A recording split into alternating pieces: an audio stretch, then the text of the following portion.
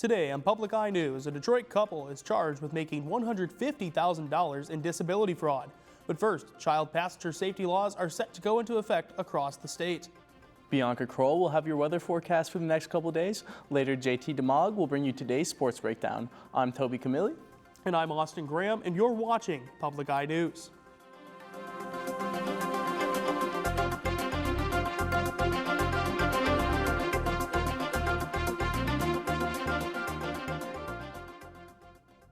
The Michigan State Police have announced that updated child passenger safety laws will be going into effect on April 2nd.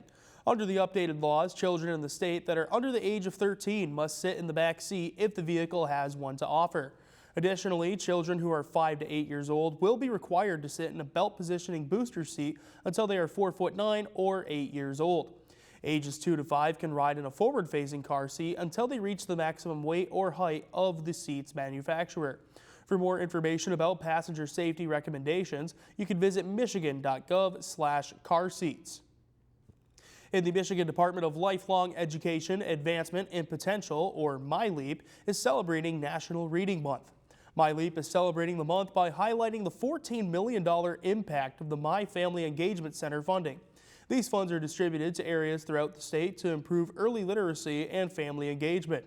Each region of the state's My Family Center has received over $300,000 each year for 4 years to fund initiatives based on community needs.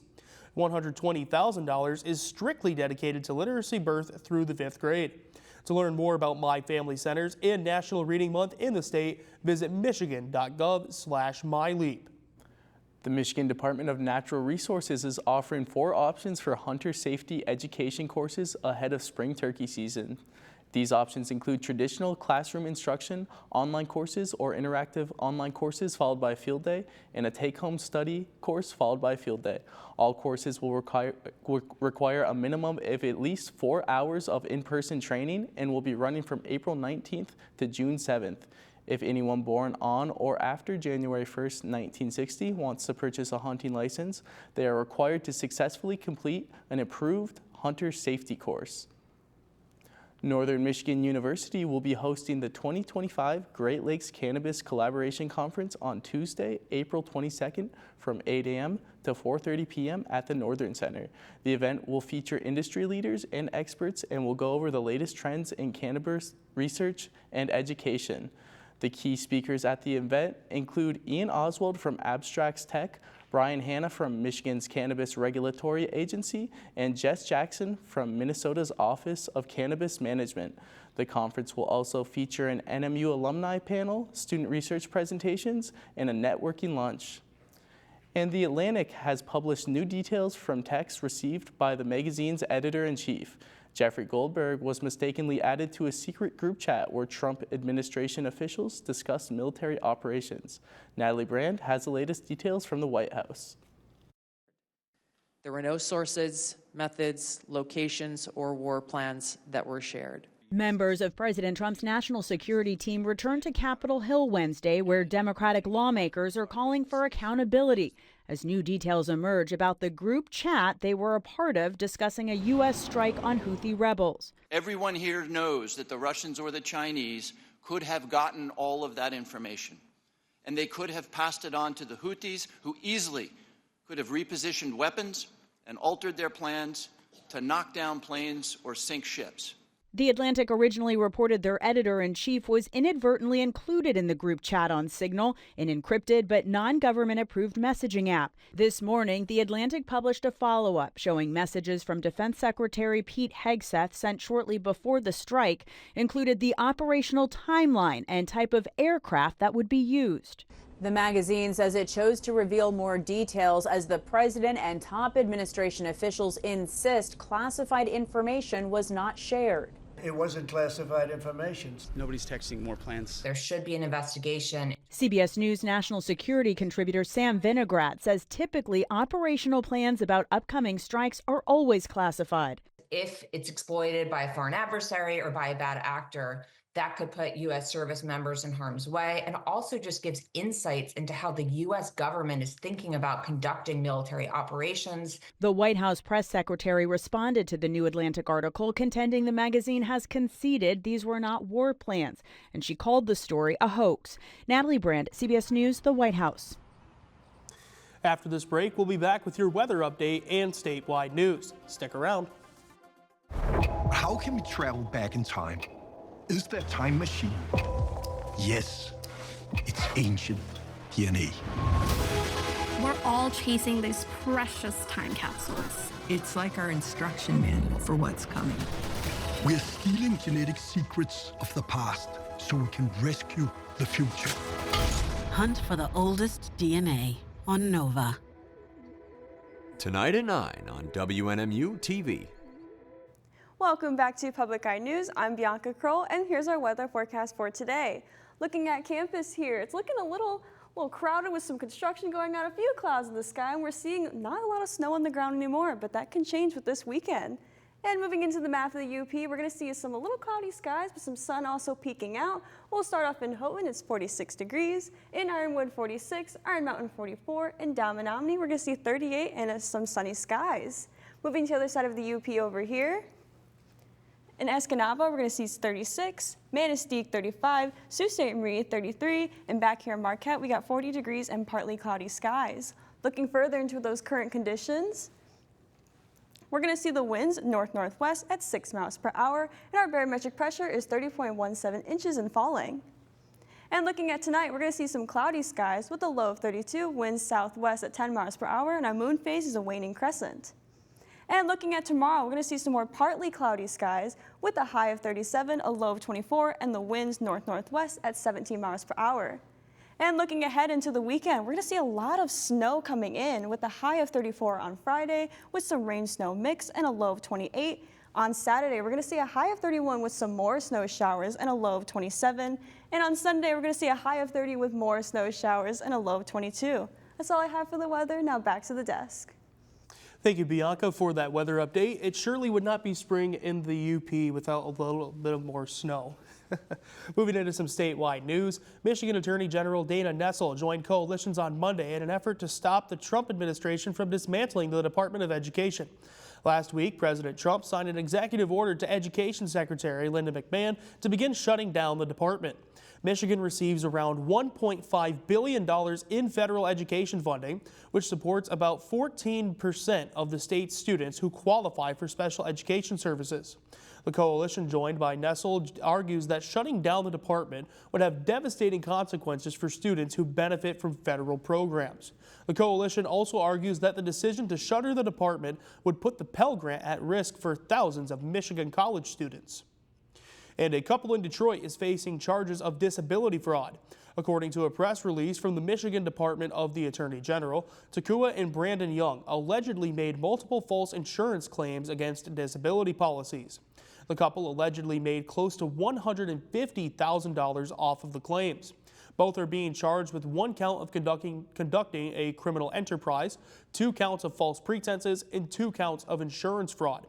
Takua also faces an additional charge of false pretenses on 1 count. The couple were arraigned in the 36th District Court in Detroit, where they will appear once more on April 7th for a probable cause conference and a preliminary examination. Both suspects are presumed innocent until proven guilty in a court of law. And today marks 1 year since the deadly Baltimore Key Bridge collapse. Since then, federal regulators have ramped up efforts to inspect bridges around the country in the hopes of avoiding the same thing from happening elsewhere. CBS's Jared Hill has the latest. 1 year since the unthinkable. The whole bridge just fell down. Start, whoever, everybody. The whole bridge just collapsed. The horrifying moment, a massive cargo ship slammed into a support column of Maryland's Francis Scott Key Bridge. Maryland Governor Wes Moore. When my phone rings in the middle of the night, I'm never about to get good news. The collapse shut down one of America's busiest shipping corridors and claimed the lives of 6 men working construction on the bridge when it crumbled into the Patapsco River. Tuesday, their families gathered with first responders and local leaders to lay a wreath at the site. Today was about those people, those families on that water being able to honor their loved ones. happens. Last week, the National Transportation Safety Board said the risk of collapse for Baltimore's Key Bridge was almost 30 times higher than what's considered acceptable, and recommended 68 bridges across the country be evaluated. What we are telling bridge owners is that they need to know the risk and determine what actions they need to take to ensure safety. One issue, bigger ships and more congestion at the nation's largest ports, with the U.S. supply chain outpacing bridge design. Dr. Michael Shields led the group of researchers at Baltimore's Johns Hopkins University who compiled the data. When the Key Bridge was designed and built in the 1970s, it was seeing ships that were much, much smaller. All of that a consideration as Maryland builds a new Key Bridge, scheduled to be completed in 2028. Jared Hill, CBS News. We'll be right back after this short break for a sports report you won't want to miss. Stay tuned. It's time to look at our home in a whole new way. Imagine carbon stored in nature on an incredible scale.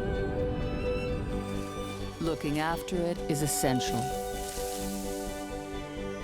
because our future depends on the future of nature.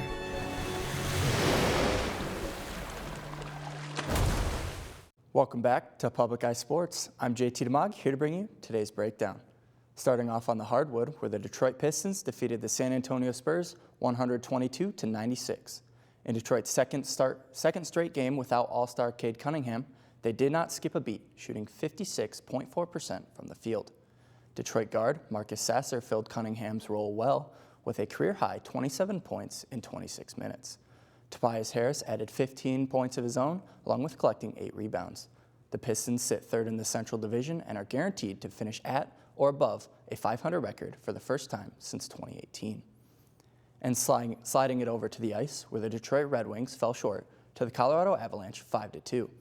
Detroit fell behind early in this contest and could not recover, allowing 2 goals in the first 6 minutes of gameplay. Colorado stars Nathan MacKinnon and Cale Makar lit up the box score, extending their home win streak to 10 games and sitting comfortably in third place in the Central Division of the Western Conference. However, for Detroit, every game counts as they sit just 3 points out of the final wildcard spot. You can see the Red Wings in action again Thursday night. Now moving off the ice and onto the trails, where the Northern Michigan University men's Nordic ski team concludes its season starting today, competing at the Super Tour Finals in Lake Placid, New York. Events started this morning with the men's 10-kilometer individual freestyle and will run until Sunday, concluding the tournament with the 40-kilometer national championship race. Fifth-year Wildcat Christopher Karsrud goes into the tournament as the highest-ranked male Wildcat, sitting at 22nd overall with 48 points, with top-ranked athletes at this event earning a spot in Period 1 of the 2025-26 World Cup. That's all I have for sports. Back to my guys at the desk. Thank you for that sports report, JT. The Pistons have been on a tear lately, huh, Austin? Yeah, I hope they make the playoffs this year. I hear you have a couple extra stories for us here, Toby. That's right. 43 former faculty, staff, and administrators have been honored as transformative leaders at Northern Michigan University. Being a transformative leader means making significant contributions that shape the campus, culture, and programs at NMU. A full list of the recipients is available on NMU's website. And NMU students will compete in the Performance Scholarship Competition on Wednesday, April 2nd at 7:30 p.m. Students will perform a piece of their choice, judged by faculty, for a chance at scholarships. The event is free and open to the public.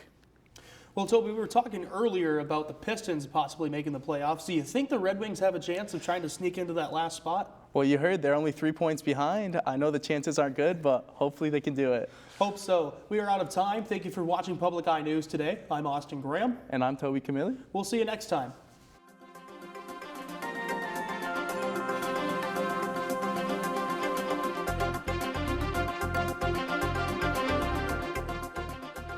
The preceding program was produced by WNMU-TV, Northern Michigan University Public Television, in studios located in Elizabeth and Edgar Hardin Hall.